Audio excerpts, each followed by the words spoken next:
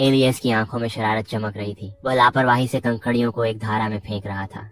Alias को अपनी पिछली शरारत याद आती है। उसके चेहरे पर शैतानी मुस्कान उसके नए षड्यंत्र का संकेत देती है। गांव वालों की उसकी शरारत पर घबराई प्रतिक्रिया की याद एलियस के भीतर शरारती प्रेरणा जगा देती है। वह चुप्पी तोड़ने के लिए शरारत करने का फैसला करता है। एलियस शांत गांव में घुस जाता है। उसकी हताश चीखें शांत दिन को चीर देती हैं। किसान, बेकर और मासूम बच्चे अलार्म से चौंककर अपनी रोजमर्रा की जिंदगी छोड़कर मैदान में इकट्ठा हो जाते हैं। अस्थायी हथियारों से लैस होकर गांव वाले एक अदृश्य खतरे के खिलाफ एकजुट होकर आगे बढ़ते हैं। यहाँ तक कि लोहार, मेयर और अंधा कहानीकार भी इस उन्मादी भीड़ में शामिल हो जाते हैं, जो गांव के अटूट बंधन को दर्शाता है।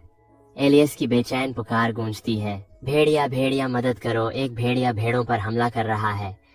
शांत पहाड़ी मैदान में एक डरावनी गुर्राहट शांति को चीर देती है जब एलियस अपनी भेड़ों के झुंड के पास एक असली भेड़िए को घात लगाते हुए देखता है। भेड़िए की शिकारी नियत से चमकती आंखें देखकर एलियस पर घबराहट हावी हो जाती है, जिससे आसन्न खतरे की पुष्टि हो जाती है।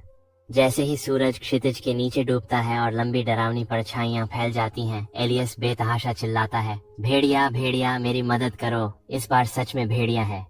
उसकी आवाज मैदान में गूंजती है। जैसे ही उस पर यह सच्चाई ठंडी तरह से उतरती है, इस बार सच में भेड़िया है।